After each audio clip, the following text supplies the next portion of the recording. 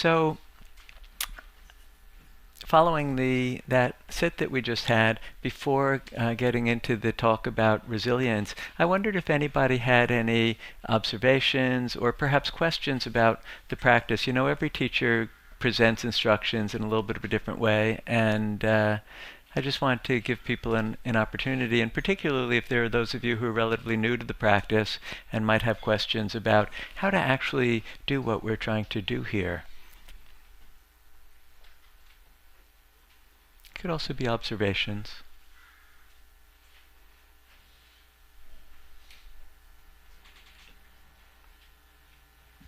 I feel a little embarrassed in front of all these people, but when when I focus on my breathing, I actually feel a little panicky. Mm-hmm. And I know it's supposed to be really natural, and it actually doesn't ever feel natural. And then I start feeling my heart pounding. So I guess my question is, should I shift to listening to sounds, or should I sit with the panicky feeling? Yeah, no, that's an excellent question. You're not alone with that. Something else that happens with the breath a lot is something called air hunger. This feeling like I can't get enough air. Anybody have that experience in the room? Yeah, it's so you're among friends. Others have the same experience, and you ask a wonderful and very pertinent question, which is, which to do. And I think the challenge is to stay within what we might call a zone of tolerance. We'll talk about this more when we're talking about resilience in a moment. That there's no reason to torture yourself and to get into a situation where you're overwhelmed or fighting. And if it is an easier way to ease in, to say, the breath is too weird. When I pay attention to it, it gets dysregulated, and then I get panicky. Absolutely, you can use sounds. You can use the sensations of the touch points. The legs against the ground or the feet on the floor. You can really use anything. You can use the visual field if your eyes are open. And then you can experiment a little bit. Dip into the breath a little bit at different times. One of the reasons why the breath is hard is, it reminds me of something I learned from the MIT Media Lab, that one of their hardest projects was teaching a robot to walk. We walk pretty easily when it's a cerebellar function, when it's just happening on automatic. But as soon as we get self-conscious about it, we start to become like the robot. When they try to program the robot and say, well, now do this, now do that, it falls over. And the breath is a little like that for some of us, that as soon as we start paying attention to it, the mind just naturally starts to control it in some way or worry about how it's doing, and that interferes with it. So one of the nice things about listening, as you suggested, is we really don't control the sounds. So, sort of listening meditation inherently has this attitude of receptivity. So it's not a bad one for avoiding that problem. And then you can dip in and play a little bit.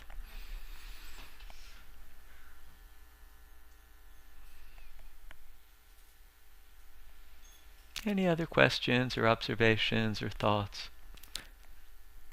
Don't be shy. This practice is weird for everybody, even if we've been doing it for decades. Hi. I recently heard a teacher say something that I've just trying to be sitting with for a while. The question was, what is true without thought? What is true without thought? Mm-hmm. That's a fascinating topic. I'm not prepared to say what's true. I'm not an I don't consider myself an arbiter of that. But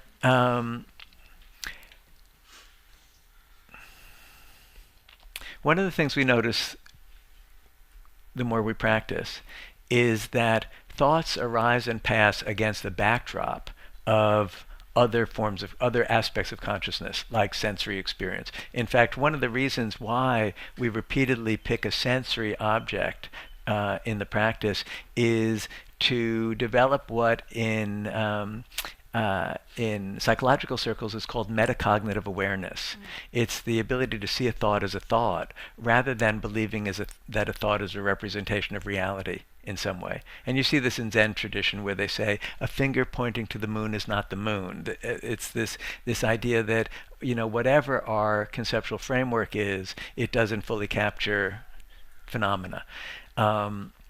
So I think what happens, at least my experience with practice, is as there are more moments of not being identified with thought and more moments of just being with sensation, one realizes that thought is a little bit of a overlay on experience. As Donovan Leitch put it years ago, if you remember the song, thought is but a little boat upon the sea. Everybody is a part of everything anyway.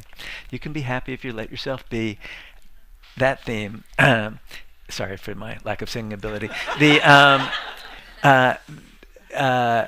start to see that thought is but a little boat upon the sea. And the whole question of what's true or not starts to lose some salience. It starts to seem like, that's part of, we desperately want to be oriented in the world. So, we want to know what's real and what isn't. But that becomes harder and harder. And actually, what happens more is we get to observe what cognitive scientists have told us about thought in the last 15 years or so. There have been some real breakthroughs in this. And there are basically two broad findings in cognitive science. One is we are wholly irrational beings. In other words, whatever's going on emotionally totally shapes our thought process. And you need look no further than the political process to observe this, because in the political process, whatever your point of view is, it seems right, and the other person clearly is being influenced by their emotions, right? Whoever's on the other side. It's really easy to see that, right? Now, the other big finding from cognitive science is we believe we're objective actors. We believe that our thoughts are not influenced by emotion. They are objective. Other people have this problem. And, there's an interesting confluence between cognitive science here and what we have from meditative traditions that also suggests don't trust them. Don't trust thought, because thought is thought is the result of conditioning. Thought is the result of emotions of the moment. It's the result of our particular cultural bias, our particular familial history, and it's really quite untrustworthy. As to what is trustworthy, I think that's a harder question. It's sometimes said that as we step out of the thought stream and stop identifying with thoughts, it's very disconcerting. It feels like falling out of an airplane without a parachute. What is there if not my sense of identity and everything that comes from thought? Well, it's very frightening until we realize there's no ground. We just keep falling. It's not like we go splat. It's just we have the next moment of uncertainty, the next moment of uncertainty, the next moment of uncertainty, the next moment of what Suzuki Roshi would call beginner's mind. And for those not familiar with this, Suzuki Roshi famously said, in the beginner's mind there are many possibilities, in the expert's mind there are few. And he was speaking about this not trusting thought, basically. So it's a great question, and I think the practice is about just exploring what happens when we're not identified with thought so much. That was very helpful. Thank you. So let me take one other question or observation, and then we'll move into this topic of resilience. I have a question about self-sabotage, or how to stop yourself from doing it. And I don't mean that in like sometimes it can be kind of a meaningless way, but sometimes it can be very meaningful. Mostly what I think about is, I know this practice really helps me, and yet I find ways to go out of my way to avoid doing it at times. So I'm wondering how to be more consistent, and how to try to fight those feelings off, or at least convince myself to do it. Yeah, this practice is more difficult than going to the fridge, drinking a beer, or watching TV. And when we experience emotional distress, and we always experience emotional distress, when we experience emotional distress, our natural impulse is to do something to make it go away. And this practice actually brings us toward what's difficult.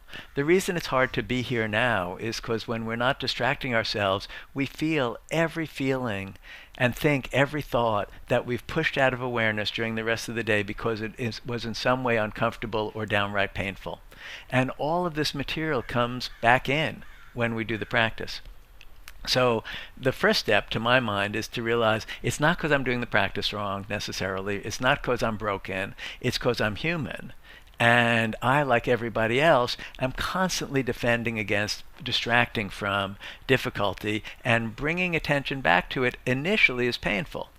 Of course, like all addictions, and I consider our penchant for distraction our kind of perhaps our most universal addiction, it feels good in the short run, but feels lousy in the long run. And actually what feels better in the long run is being able to integrate all of the thoughts, feelings, images that we normally push out of awareness, because then we're no longer we're not stressed all the time, we're not fighting this stuff off. So one road to practice is just, hey, realizing why I'm doing it, that it is about feeling better in the long run, even though in the short run, no, it's going to be challenging. A second thing, which is enormously helpful, is exactly what we're doing here, which is use social support. You know, we're very social beings, and we'll do whatever everybody else is doing, right? So you come to this room and everybody else is doing this, and they're sitting still, they're staying with the breath. It's like, well, I guess I'll sit still and stay with the breath, and it gives us support for doing this, and we do it. And there's a million ways to do this. There's having a meditation buddy, you know, where you just decide, okay, we're going to do it, and we're just going to. You don't even have to do it at the same time. Just we're going to text each other each day with a few lines about how our meditation went. We know our buddy's counting on us, you know, to be there for them, so it makes us show up and do it. And another way is to experiment with different practices. We don't necessarily have to do the practice which is most aversive. Like if the breath is really hard, you don't have to start with the breath. And there are all sorts of ways to make it a little bit easier. It can be easier to just be a little bit more physically relaxed, to either get some aerobic exercise or do a little bit of yoga beforehand and discover, well, at least the arousal level is a little less, so it's a little bit easier to sit. It can be easier for some people to do more loving kindness practice, more self-soothing kinds of practices, rather than just bare awareness practice. Part of it's experimenting with all of the different kinds of practices to see which are the easier ones in, because we don't have to torture ourselves. It's not entirely while pain arises, it's not a no pain, no gain situation either. So those are my thoughts about it. And just a little bit of a epidemiological survey. Who here finds that they don't sit as often as they'd like to sit, or they think they should sit? So I think you have some friends on this one. This is really quite universal. Okay, so let's shift to the topic that I had put out a few different topics to the folks at Insight LA, and they thought it might be helpful if I spoke a bit about how mindfulness and compassion practices help us to develop resilience in our lives. And you may have noticed that we don't have tight control over our lives, that bad things happen, disappointing things happen, painful things happen, regardless of how good we are at planning. And frankly, most of us don't come to, say, meditation practice because of good fortune. You know, how many people started practicing because you had just won the lottery, fallen in love, and gotten a promotion? Right? That's not usually what draws us to this. It's usually when we hit the difficulty, when we hit painful times that bring up difficult feelings, that we're drawn to practice. And we imagine what the practice is going to do is it's going to make the painful feelings go away. It's going to, it's going to be the beer. It's going to take care of it in this way. And we get a little discouraged when we discover, oh, that's not exactly how the practice works. Actually, the way the practice works is it's going to help us to feel the feelings associated with the difficulty more vividly rather than less vividly. But what we discover if we stay with it for a little while is, and as a result, we wind up suffering less, and as a result, we wind up having far more flexibility in how we respond to the adversity of our lives. So what I thought I'd talk to you about a bit is how mindfulness and compassion practices actually do this, because I think when we understand the mechanism, it becomes easier to use them, and it becomes easier to find our way when we're in a difficult time and we're using the practices. There's this disturbing, well-known Zen teaching story. It's about a marauding general who was really quite sadistic, who came to a town in Japan in the Middle Ages. And he and his troops were wreaking havoc. They were burning crops, they were destroying buildings, they were killing able-bodied boys and men, they were raping girls and women. It was a horror show. And this general got in his mind, or noticed, that the people really revered their Zen master. And he thought, I really want to vanquish these people. I'm going to go after the Zen master. So he took his horse and he rode up the hillside, and he rode his horse right into the main hall of the Zen temple. You could imagine the horse coming in the door right here. And there, sitting on his zafu, on a cushion like this one, in the middle of the room, was this little old man, the Zen master. And the general rides up to the Zen master and he raises his bloody sword and he says, "Don't you realize I could run you through with the sword without blinking an eye?" And the Zen master looks up and he says, "Yes, and I, sir, can be run through with the sword without blinking an eye." And it's said that at that moment the general becomes disoriented and leaves town. Now, it's not always going to work as a military intervention. That's not the point of the story, I don't think. But the point of the story is, well, this is interesting. How might these practices make it so that we could be run through with the sword without blinking an eye? Because if we could be run through with the sword without blinking an eye, well, then we might be able to, deal with the difficult interpersonal interaction that happens, deal with the bad thing that happens at work, and even deal with, the biopsy report, which is deeply upsetting to ourselves and our loved ones. So these practices, you see from the teaching story, they're said to develop resilience, which is really the ability to be able to deal with, respond creatively to, and be okay with difficulty in our lives. So what are the elements that make up resilience? Well, let's think about 2 different days in any one of our lives. And let's assume on the first day that you've had a bad cold. So you haven't been sleeping very well. And because you feel crappy, you haven't been meditating, and you haven't been working out. In fact, what you've been doing is self-medicating with a lot of comfort junk food. And you've been staying up late watching TV, because it's not even comfortable getting to bed. And you do it again, and you fitfully fall asleep.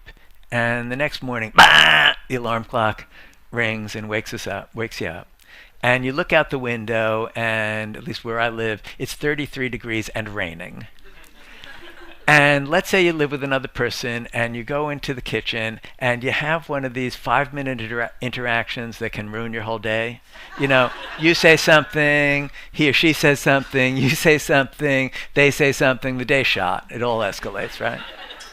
And you look at your appointment book, and you're meeting with way too many people. In my case, it might be, clients or patients. It might be customers. It might be whoever you work with interpersonally in your life.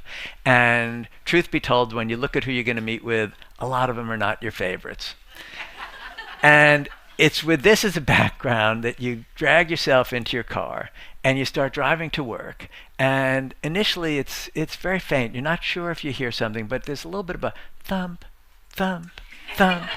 But as it goes a little further, it starts to become thump, thump, and then you feel it in your body and you realize, oh damn, I've got a flat. And you just have this sense, not today. I just can't handle it. I just can't do this. Now I want you to imagine a wholly different day in your life. You've been physically healthy. You've been working out regularly, getting aerobic exercise, strength training. You've been meditating quite regularly. You've been eating a healthy diet. You've been going to bed early, and before bed, you've been reading either educational or inspirational material. And you do it again, and you drift off comfortably to sleep. And you wake up in the morning deeply refreshed before the alarm goes off. You look out the window, it's 68 degrees and the sun is shining. And let's say you live with another human being, and you have one of these 5-minute interactions that just makes you so glad to have connection in life. So glad to be part of the extended human family. So warm, so fulfilled. And you look at your appointment book, and it is a Goldilocks day for whatever your line of work is. Not so many encounters that you're going to be tired out, not so few that you're going to starve for lack of business. And as you look at the names of the people you're going to meet today, you realize that if you weren't working with them professionally or in business, you'd like to have them as your close personal friends. And it's with this as a backdrop that you get into your car and you start mindfully driving to work, right? And you're experiencing the clouds and the trees and the other cars, and you're paused at a red light when suddenly, bam, you're hit from behind. and you realize you've had a car accident. But a moment's reflection, you realize, oh, okay, I don't think I'm injured. And you test it out. There's nobody to the right, and you can drive the car. You can pull the car over, and the other driver pulls his car over. And by a remarkable bit of absolute good fortune, it turns out that the other driver is actually not character disordered. So they say, I'm so sorry. I wasn't paying attention. Are you okay? And you exchange papers, and you just feel all's right with the world. You know, yeah, it's going to be a hassle. There'll be some money and all that, but it's going to be all right. Thank God nobody's hurt. So on the first day, your capacity, the extent of the challenge was a modest challenge. Okay, it was a flat tire on a rainy day. But your capacity to bear it was really quite low. So you really did feel overwhelmed by the challenge. On the second day, the challenge was a great deal higher. It was an automobile accident, but your capacity to bear difficulty was higher still, so you really were okay with it. What is this magic ability to be able to bear difficulty that varies so much in any one of us as an individual from day to day? That's the critical element in resilience. So how might we develop this? Well, you know, some of the things that help us develop this capacity to bear difficulty, we don't have any control about. Genes play a big role. You know, if you're born with a lot of genes for serious mental illness, or you're born even just for genes that lean you in the direction of a lot of anxiety and depression, it's easier to get overwhelmed. We don't have control over that. Our early upbringing also plays a big role. If we had what's called a good attachment history, which is basically having loving adults around who, when we were in distress, could hold us and hug us and say, it's okay, sweetheart, in a way that we could believe, that goes a long way to making it easier as an adult. Because when we have that, we kind of carry that in our heart. And when the difficulty arises, it's there. It's there as a resource. Being physically healthy helps a lot. We don't necessarily control when we get a virus or not, but we do have some control over what we eat and whether we exercise. And the level of current stressors matters a lot. You know, if it's one stressor happening today against the backdrop that things are mostly okay, it's a lot easier to handle than if it's the straw that breaks the camel's back, if we have so many different stressors. So some of these things we don't have a lot of control over, but some of the things that are critical we actually have a lot of control over. And there are two in particular that, you know, psychological research suggests are most critical. One of them is the attitude we take toward experience. How do we work with what arises in the heart and mind each moment? And the second is whether we have safe social connection in our life. Are we connected to common humanity in some way? And what I'd suggest is that these practices are enormously helpful for enhancing both giving us a way to work with difficulty as it arises and giving us a pathway to safe social connection. Okay, so how might they do this? Well, first, how might they help us deal with difficulty in our lives? And to understand this, I'd like to tell you a little story about the boys and girls who several years ago finished writing what's called the DSM-5. Now, for those of you who aren't in the mental health biz, the DSM-5 is the Diagnostic and Statistical Manual, which is used as the catalog of psychological disorders, right? And there's a standard catalog, and it's used here worldwide to identify different kinds of psychological distress. And the psychiatrists and psychologists who were involved in putting this together had a number of squabbles.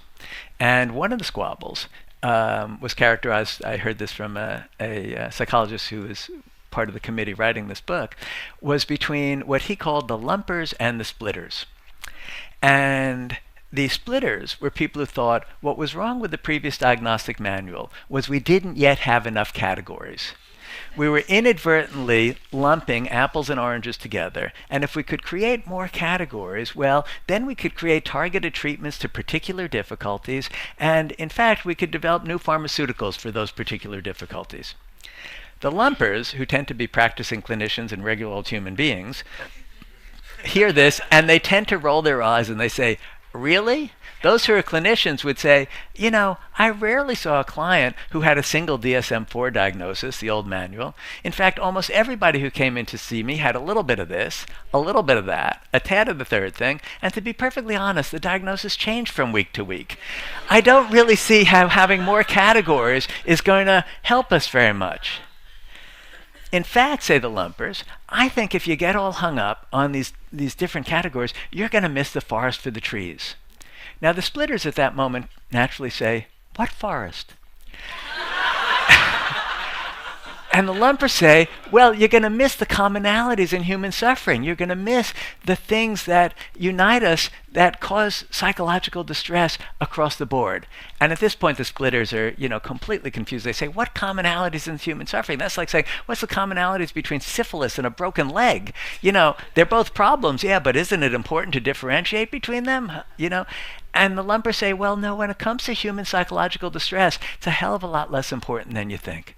There are certain patterns that underlie almost all of our distress. And I want to mention what a few of those are, talk about how these work, and show how we can use mindfulness and compassion practices to work with them. One of the universals is what's called emotional or experiential avoidance. It's basically our tendency, the thing that keeps us from meditating, to want to avoid or get rid of things that are uncomfortable, experiences that are uncomfortable. And this operates across the board. Have any of you ever drank alcohol? Show of hands? Several, okay. Of you who have drank alcohol, or drunk alcohol, I don't know the grammar, how many of you have done it exclusively for the taste? Yeah, you're meditators, so you're honest, You go to Mendocino, the hands go up, but we know that, even though we have the most flavorful drug delivery system imaginable for alcohol, we drink it because we want to change one state into another state, right? You've had a hard day at work and musculoskeletally you look something like this. And you figure, a glass of wine might help, right? Or you're going to a party and there are going to be people there who you don't know. Or maybe worse, people there who you do know, and you think, I think I want to start off with a cocktail, right? We want to change one state into another because certain states are unpleasant, right? And if we do this from time to time, okay, no harm, no foul. But if we do it compulsively, you have a substance use disorder, and it causes a lot of psychological suffering. Or let's take anxiety. If I get anxious before public speaking or anxious before flying in airplanes, but I speak publicly and I fly in airplanes, I probably don't have an anxiety disorder. I'm just a nervous guy. But if I start trying to avoid public speaking or avoid flying in airplanes in order not to feel the anxiety, then I have an anxiety disorder. It's a wonderful story I heard. It was an actor who was interviewing an astronaut because the actor wanted to play the astronaut in a movie. And he wanted to play the astronaut faithfully, so he was trying to get inside the astronaut's experience. And he said to the astronaut, gosh, I can't imagine how you had the courage to go up in those early spacecraft. I would have been scared shitless. A little aside, I had an opportunity to do some work for NASA, the National Aeronautics and Space Administration. I know that sounds very impressive. I ran a workshop for the mental health workers at NASA who helped the employees. But nonetheless, I got to be at NASA, and I got to, have my little badge for 2 days that said, hey, Ron's a NASA employee. And got to go behind, the usual boundaries for tourists. And I learned something about the space program that I didn't know as a kid. I knew that the U.S. was in competition with the Russians, but what I didn't realize was that the U.S. was ahead in technology, but the Russians were ahead in infrastructure. They had built rockets suitable for taking people into space long before the U.S. did. What the U.S. did have, however, was a very large arsenal of intercontinental ballistic missiles with multiply targeted nuclear warheads on top. And the guys at NASA and the women at NASA came up with a wonderful idea. They thought, we'll unscrew the nuclear warheads from the top of the missiles and we'll craft a capsule that fits on top and we'll send the guys into space on that. Which is precisely what they did. Those early Gemini capsules were made to fit the ICBMs so that they could be shot into space. Now, the astronauts were Air Force guys, so they were aware of what was going on here. And as you might imagine, it brought up some feelings. here they were being shot into space on top of an ICBM. So what the astronaut said to this actor, to come back to our story, was, I think you misunderstand courage. Of course, we were terrified every time we went up. But courage isn't about not feeling afraid. Courage is about doing what needs to be done as you feel the fear. So when we have difficulty in our lives, for an awful lot of us, one of the things that comes up is certainly anxiety. And one of the challenges is, can we use these practices to actually feel the fear and function anyway? And we'll revisit this in a moment, because we can.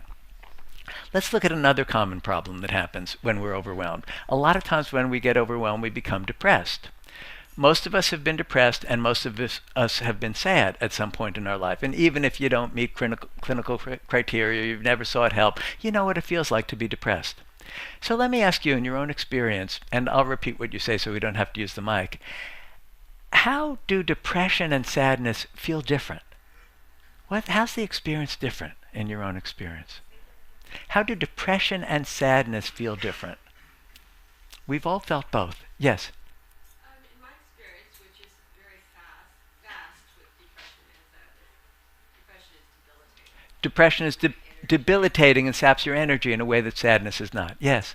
You expect sadness to end, whereas depression, you don't see an end. Right. You expect sadness to end where you don't see an end in depression. Even if I'm depressed for 2 hours, during those 2 hours, I think it's going to last forever. So it doesn't necessarily last longer, but we expect it to last longer. Yeah. Well, it feels like I'm walking through thick mud. Yeah, I'm walking through thick mud, right? Can't get over it, around it, or through it. When we're depressed, we can't get over it, around it, or through it. With sadness, usually you know a cause, the reason you're sad. With depression, it's just heavy. Yeah, usually in sadness you know a cause. With depression, not necessarily. Sometimes depression comes and you do know a cause. You know, my girlfriend just dumped me, but sometimes you don't. And sadness, almost always we can tell a cause. So sometimes it takes a little while to find it. Sometimes, like I'm sad, it takes a little investigation to figure out why. Yes. I guess for me, sadness is almost a release, whereas depression is kind of holding in terms of emotionally. I don't know if that makes any sense. Right, absolutely. No, sadness has a release to it, whereas depression is a kind of holding. And one more, and then I feel like depression is more something's wrong with me, whereas sadness is more like an event. yeah, in depression we often have this negative narrative about ourselves, that there's something wrong with me. You know, when Shakespeare wrote 400 years ago, "Parting is such sweet sorrow," we totally get it now. Had Shakespeare written "Parting is such sweet depression," we think this guy can't write, and we wouldn't still be reading him, right? So there's a kind of poignancy and aliveness to sadness, right? Which is very much missing in depression. If I may, synthesize several of the things you said, depression feels dead. It feels stuck. It feels collapsed. It feels heavy. Many of us have been to funerals, right, where everybody's pretty sad about what's happened, and somebody remembers something really funny that the deceased did, and there's joy, right? So sadness is quite fluid. And I would argue that one way to understand depression, and this isn't to say it doesn't have, genetic predisposing factors, and that there aren't all sorts of neurobiological and physiological aspects to it. But one way to understand it is it's what happens when the heart and mind shuts down on feeling, blocks out, tries to block out feeling, which is difficult, and then the whole darn organism collapses, right? Because it's like a sine wave in nature. If you have a sine wave on an oscilloscope or just, out here in the ocean, and you try to make it so the trough isn't as deep, well, the peak isn't as high, right? We lose the capacity for joy, for engagement, for life, because we're cutting out the negative side. So how might mindfulness practices help us to, instead of avoid feeling, connect with it? Well, one way it does it is this regular practice of going inside and being with sensations in the body actually connects us to emotions. Take a moment right now, just close your eyes for a brief moment, and generate a little bit of sadness.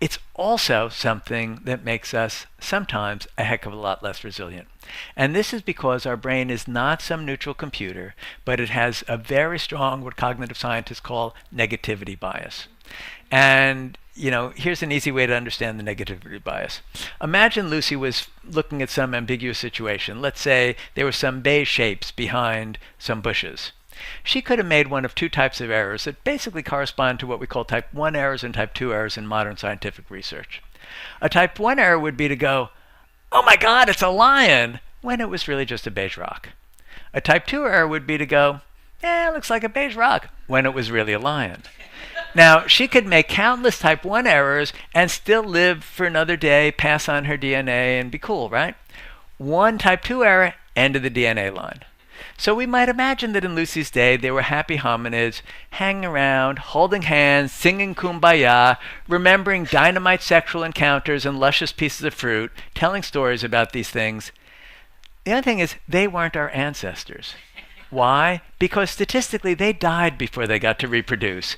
Our ancestors were the ones who went around the African savannah saying, "Oh my God, it's a lion. Oh no, a poisonous snake. Not another one of those cliffs. Oh, those plants."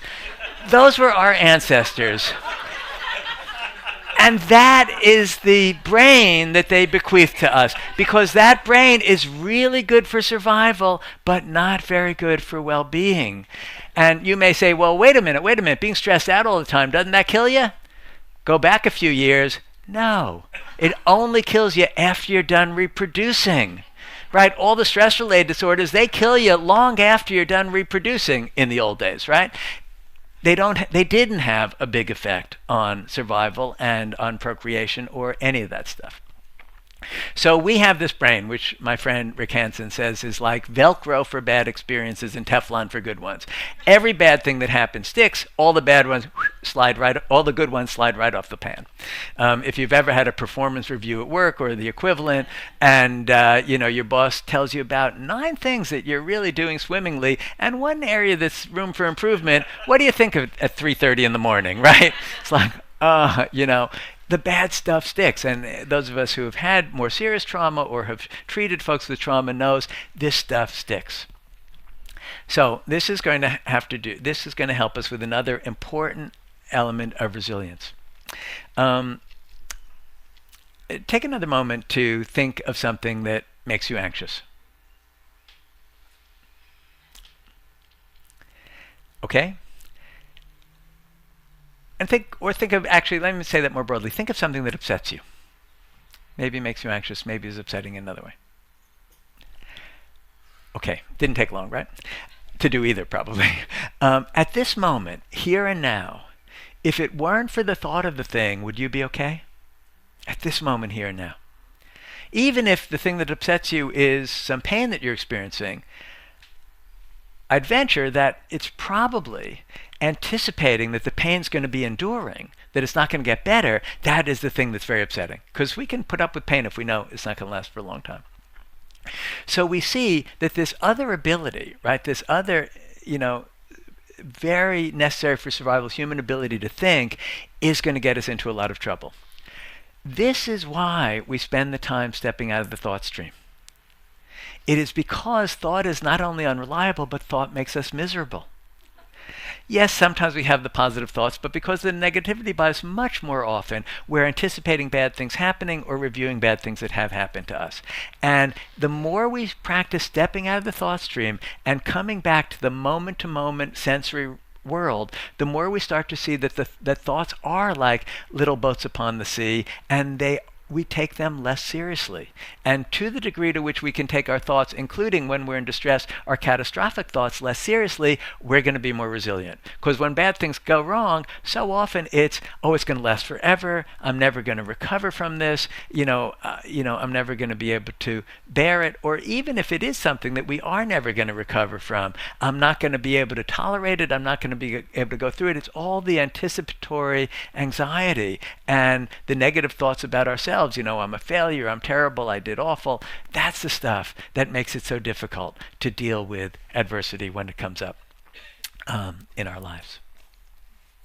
Now, another way that the practices help us is by helping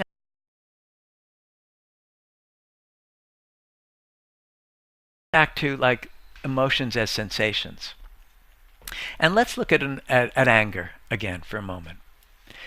If I get, let's say I have a friend and I feel like I've been extraordinarily kind and generous to my friend, and he does something that I think is selfish. I'm going to have a pretty predictable narrative about this. I can't believe you did that to me after all I've done for you. And every time that narrative, the chain of thought goes through my mind, I'm going to have this psychophysiological arousal, right? You know, these muscles are going to tighten up, heart rate's going to go up, respiration's going to go up. And interestingly, every time my body gets aroused like that, it's going to trigger more thoughts. So, because the aroused state actually triggers these thoughts. So then I'm going to think, yeah, he really was a jerk. That was horrible. And this creates a kind of recursive loop, right? Of negative, angry thought, angry feeling, angry feeling, angry thought.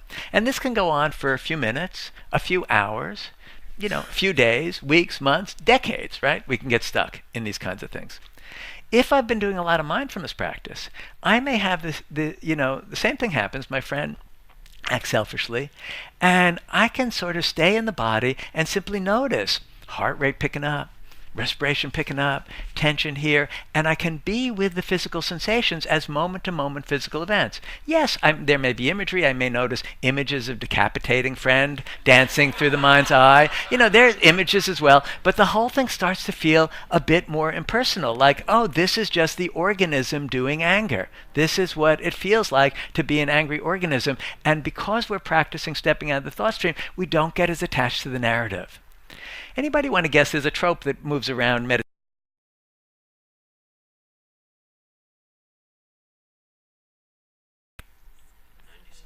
Yeah, the trope is 90 seconds. I'm not sure if anybody studied that in the lab. It actually comes from, I'm forgetting her name, the woman who had the stroke and wrote a book about it. She lost left. Yes, sorry, say it again.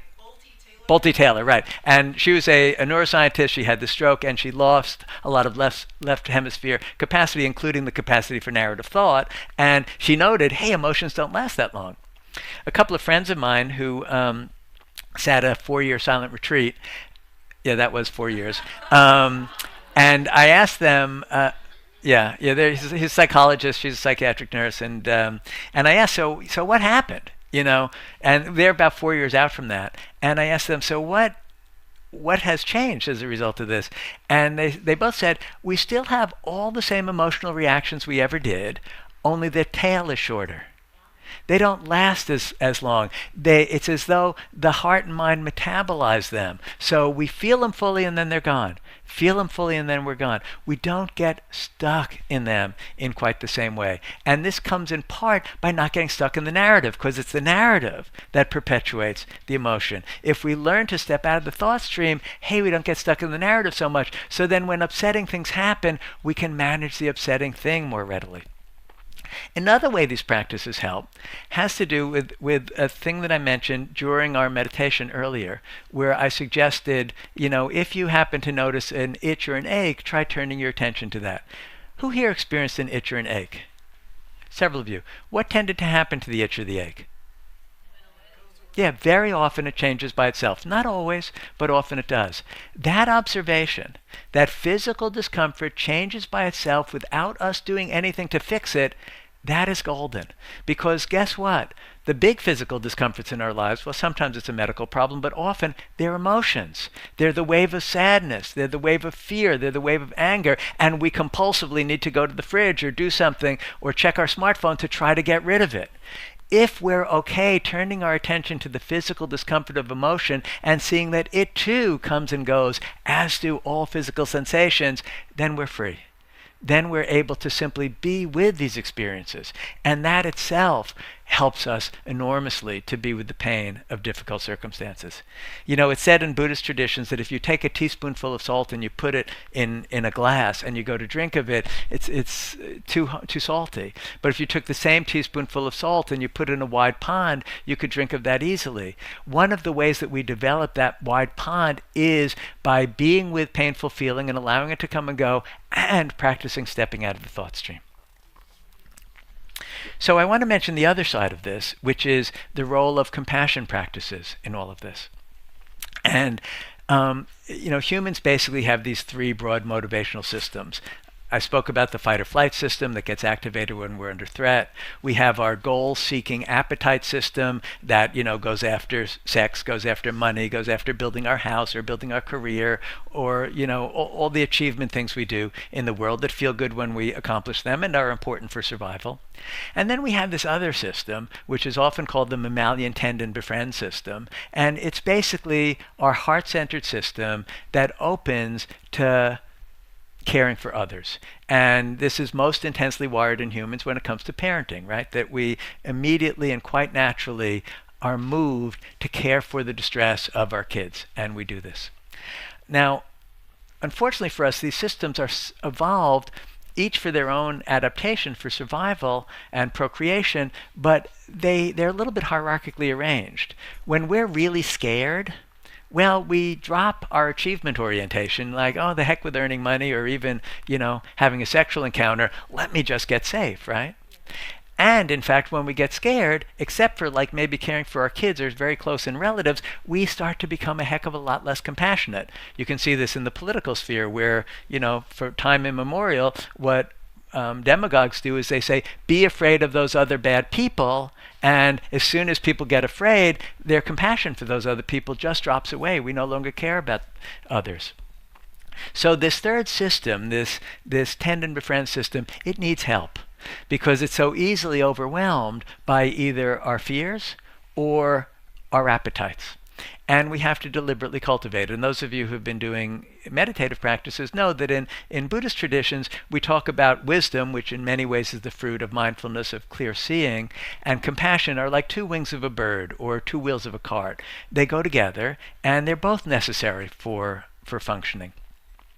And we develop compassion by doing things like loving kindness practice or metta practice, where we deliberately generate warm feelings toward others, and we develop this by considering and empathically feeling the suffering of others and sending them good wishes. Sometimes it's things like Tonglen practice that some of you are familiar with, where you breathe in the suffering of the other and you breathe out good wishes for them. And these practices become particularly useful to turn toward ourselves when we're having a hard time, when we're in a lot of distress. And these are often nowadays called self-compassion practices. And Kristen Neff, who's a psychologist at UT Austin, has done a lot of studying of these. And she points out that, when we're having hard times, and particularly when the hard times relate to feeling like we screwed up, we do three things pretty reliably. We become self-critical. In fact, we talk to ourselves the way we'd never talk to anybody else. Like, there's nobody else in the world that I say, you idiot! But I say it to myself when I screw up, right? We tend to self-isolate. We feel ashamed that we've messed up or we failed in some way, so we pull back from people. And we get very self-absorbed. Even when we're depressed, we're very self-absorbed. We're thinking about how terrible we are and how hopeless my life is. We don't have a lot of energy, right, for people out there. And she suggests that we can counter this by deliberately generating self-kindness, and this is one element of self-compassion, by deliberately focusing on our common humanity, noticing how totally we're all in this together, that, yeah, I screwed up, as does everybody. Yes, I'm suffering a loss right now, as does everybody. Yes, I feel like I failed, as does everybody. And finally, mindfulness rather than self-absorption. Let's open to these different experiences.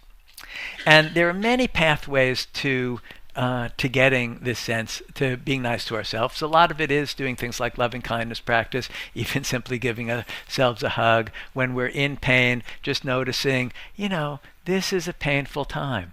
Kristen and a good friend of mine and a good friend of Trudy's as well, Chris Germer, put together a whole program called the Mindful Self-Compassion Program. I'm sure there are people here who are trained in this or have taught in this. And it's basically about bottling this. How do we act kindly toward ourselves, and how do we notice our common humanity in these moments? And, one path to... Actually, let me share with you one of the techniques that the Kristen uses, which I think is really helpful in this regard. Because we have this wisdom and compassion in us. It's just a matter of activating it. So start by thinking of some way in which you feel like you failed or screwed up, where something went wrong in your life where you're kind of blaming yourself for it. And just think of some instance. Shouldn't take long to find it.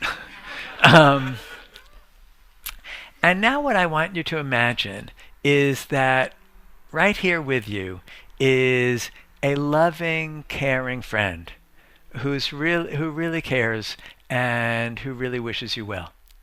And I want you to imagine that that friend is writing you a letter about this thing that happened, this thing that you've done. How would your friend begin? What might your friend say about your unfortunate event? And take a moment to consider what the friend might say. And then let's just share a few of those. And again, I'll repeat what people say so we don't need the mic for it. What did your friend say?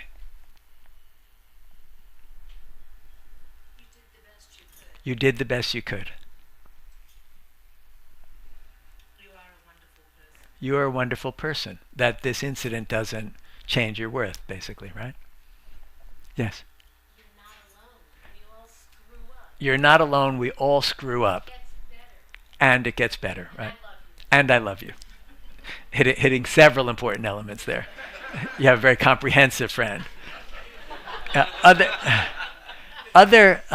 things that friends said. What else? Be patient. Yeah, the sort of wise understanding that this too will pass, right? It's a new day.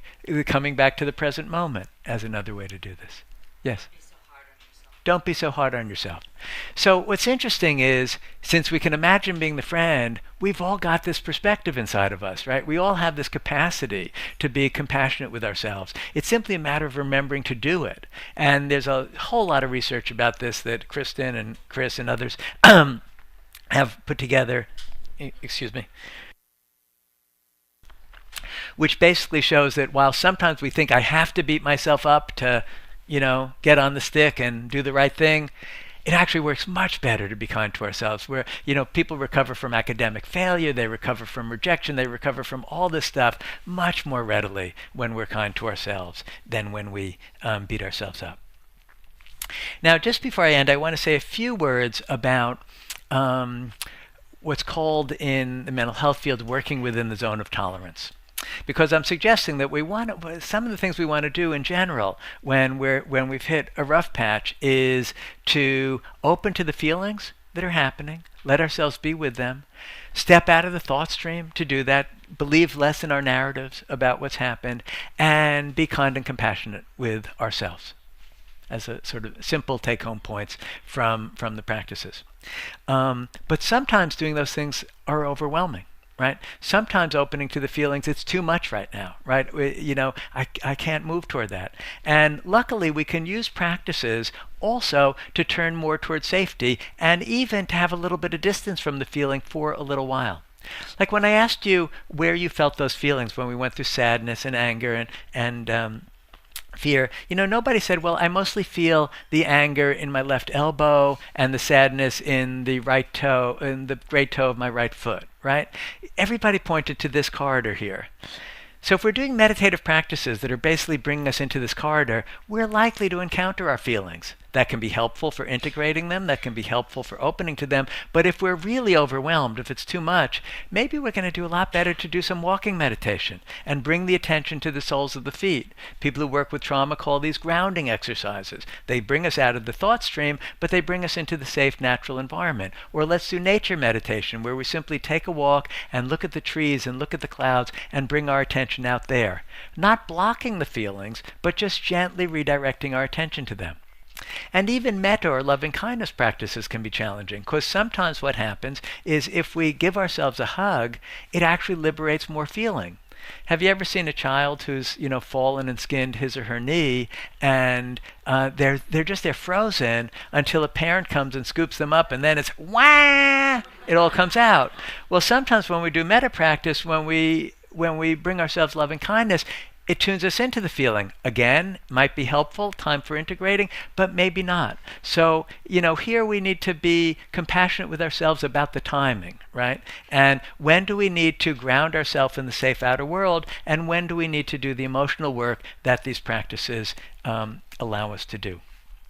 So I think I'll end on that note, and I just want to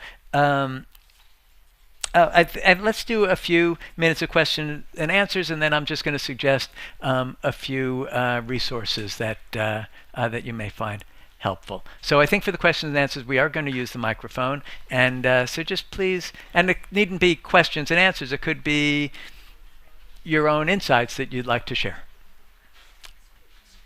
So just raise your hand if you have something you'd like to say. Yeah, thank you very much for the talk. I got a lot out of it. One question I've been struggling with in regards to meditation practice is, that concept of the waves, right? The dips and then the peaks, right? In terms of happiness or sadness. So are you saying through greater practice that it's possible to lessen the troughs but still experience the peaks, or is it still that you're getting Sorry, no. to the middle? A lot of people imagine that equanimity means we say, oh, so Zen. No, so Zen is not, still. What's often said is we're not trying to stop the waves. We're trying to learn how to surf. We're trying to get more comfortable so that as I understand equanimity, it's I can feel a wave of intense rage and be okay with it. I don't feel compelled to act on it. I can be with it. I can see my associations to it. I can understand what it's all about, but the rage still arises. There's a general tension, and you see this in the history of Buddhist practices, between schools that are a little bit more about purification. And there the idea is, we'll get rid of greed, hatred, and delusion, and then we'll be hanging out in this, mellow, wonderful, loving place. Versus more tantric traditions, and those of you who've heard about tantra or tantric yoga, in the old days we used to think, oh, that's great, you get to have sex and call it spirituality. No, that's not what tantra is. Tantra is about using our instinctual nature, embracing the fact that we're mammals, and working with that for awakening. And that's much more learning to surf. That's much more, no, let me get more and more comfortable with these waves, not acting on them necessarily. That's a whole other kettle of fish, but comfortable experiencing them. And then I have a kind of equanimity that in a certain way is more unshakable, because the worst that can happen is I'm going to feel some strong feeling, and that'll be okay because it won't last. Great, thank you.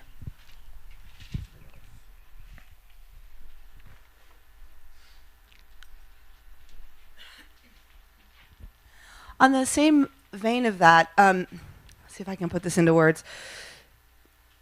So if you have, these strong up and down, right? Strong happiness, strong sadness. If you get to a place, what happens sometimes, I feel like I get to a place where I'm observing, and I'm able to go to have these sad places where I can observe it and know it's not going to last, and I can get, I can feel it and then kind of remove myself. But the problem is I do the same thing with happy things. So I'm like enjoying my child, and I know that I'm going to die and they're going to die and none of this is going to last, this whole impermanence. And so I screw with my whole reality on the good side too. Yeah, well, there's two kinds of dukkha, or unsatisfactoriness. There's negative dukkha, it's too cold, I want it to be warmer. There's too salty, I want it without the salt. It's not salty enough, please pass the salt. Things aren't as we'd like them to be.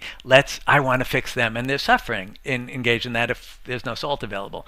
Then there's positive dukkha, which is what you're describing. Having some sublime, wonderful moment, but becoming sufficiently intelligent to realize it's not going to last, right? Halfway through the gelato, I can't have 2 gelatos. It's almost gone, Or, I look forward to future developmental stages like assisted living, skilled nursing,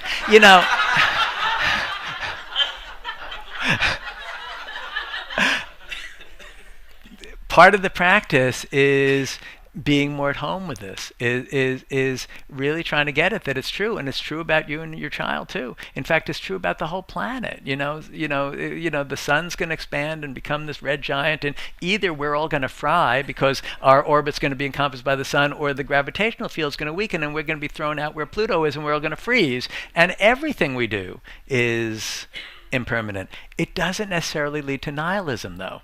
It does lead to a mellowing of the fantasy that I've got it, I'm going to have ecstatic non-stop happiness. Yeah, that mellows out. But we don't necessarily become nihilistic, because what happens is we start to savor things. So it starts to become more like, here's a moment with your kid. Let's savor the moment with your kid, because we know that it's impermanent. I once went to a monastery in Thailand that could best be described as a death theme park.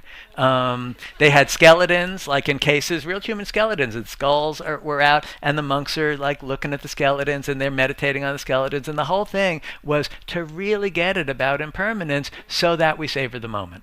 And they were not a depressed lot. They were cheery and engaged and everything, because they were doing that. So I know it's an upsetting insight, but I think it's a useful one.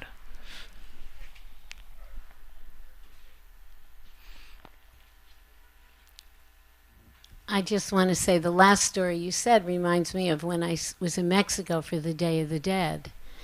Everybody's life is celebrated, and we look at it so differently here. Yeah. But I do want to tell this very quick story, and I think I never knew that he was talking about equanimity.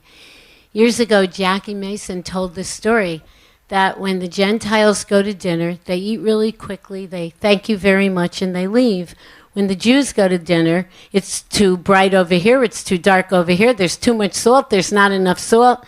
And I realize it's the way we look at things. And the Jews are sitting at the table for 2.5 hours when the Gentiles are in and out in 45 minutes, because of how we look at things and perceive them. Yeah, no, and much of how we approach the world is very cultural. As Woody Allen, said in the same vein, the food here is terrible. It's poorly prepared, and the portions are too small.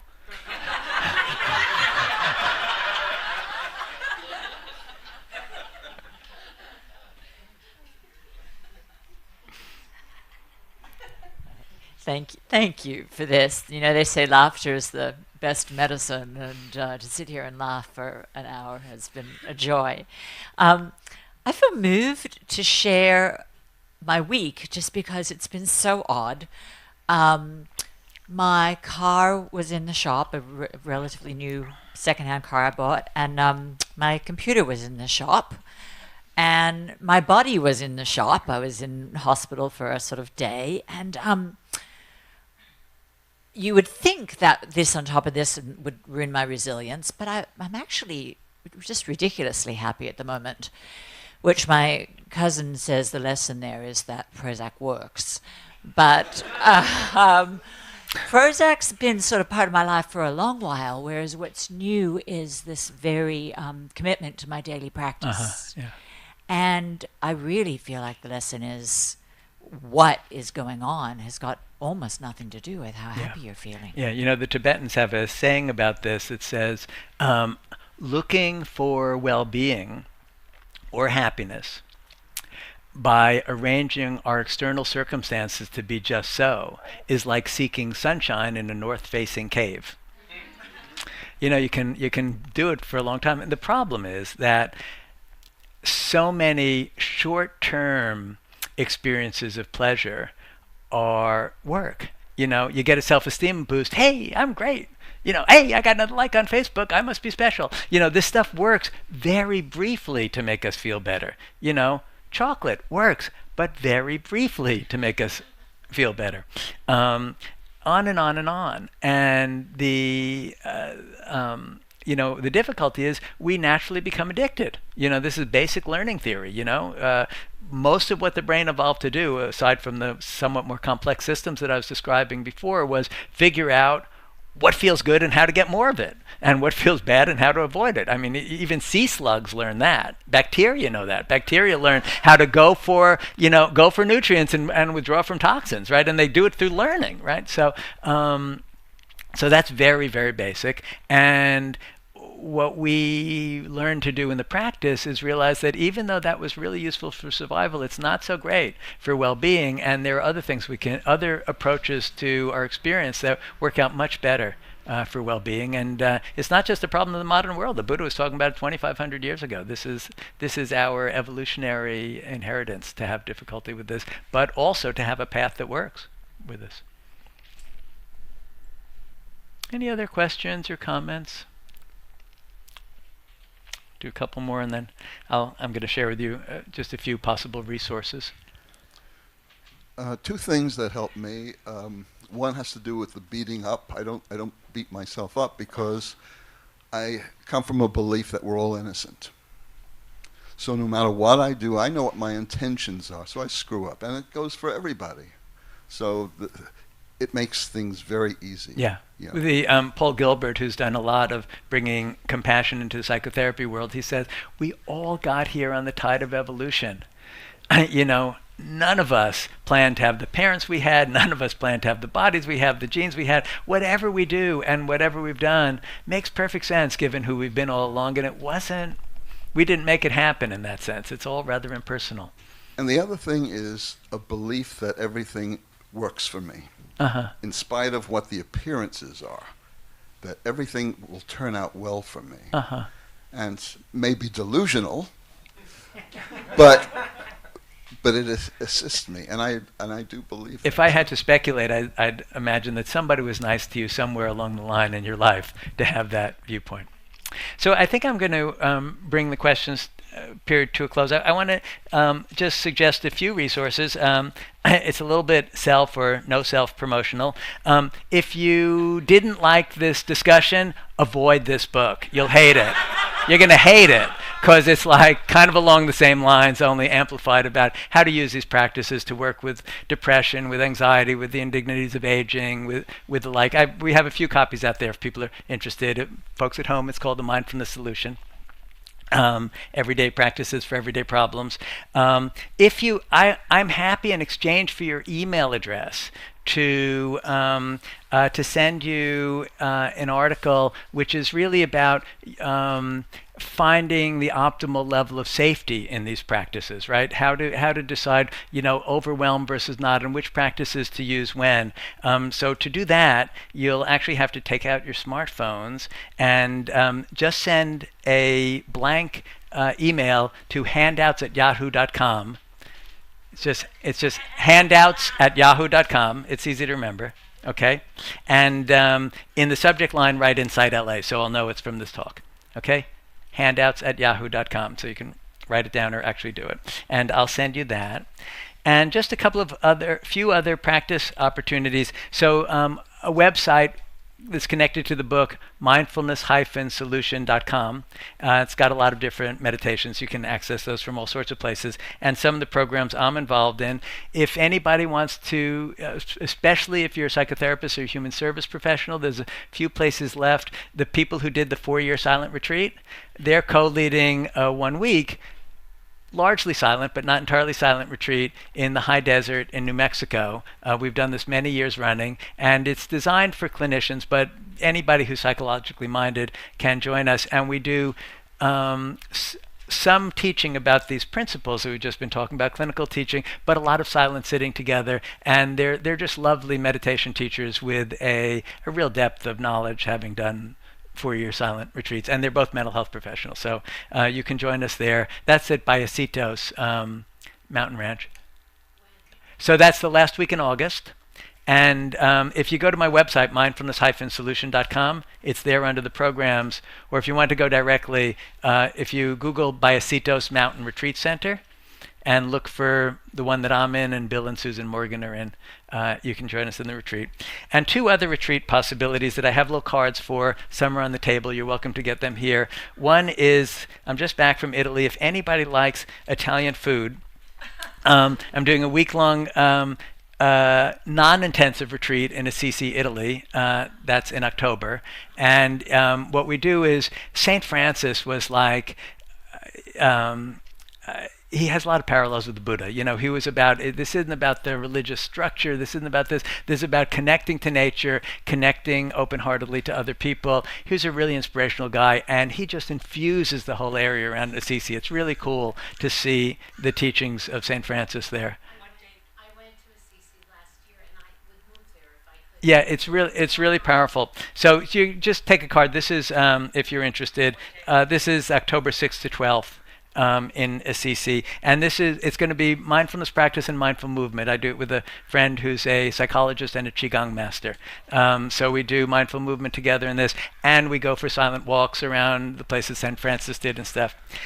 And if you like nature, in January in Costa Rica, we're going to do a thing in the Osa Peninsula as well, and that's more of the sort of nature mystic thing. That's the monkeys, the toucans, and using them as objects of meditation. So these cards are here if anybody would like afterward.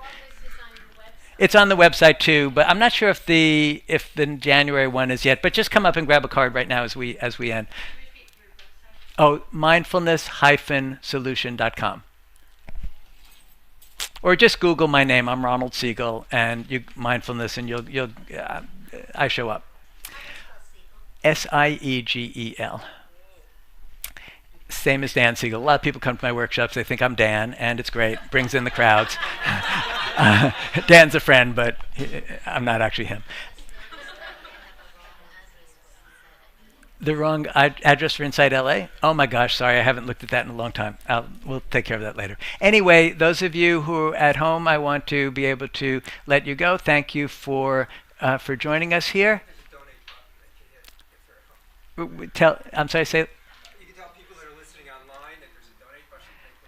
I see. If you're listening online and would like to support the work that people here are doing at Inside LA, and I didn't get into all the studies about generosity and well-being, but indeed, being generous has been shown to be one of the most robust predictors of well-being, hit the donate button that's associated with this talk. Thank you for joining us, and I can hang out here for a few minutes for everybody else, and anybody who's interested in the retreats.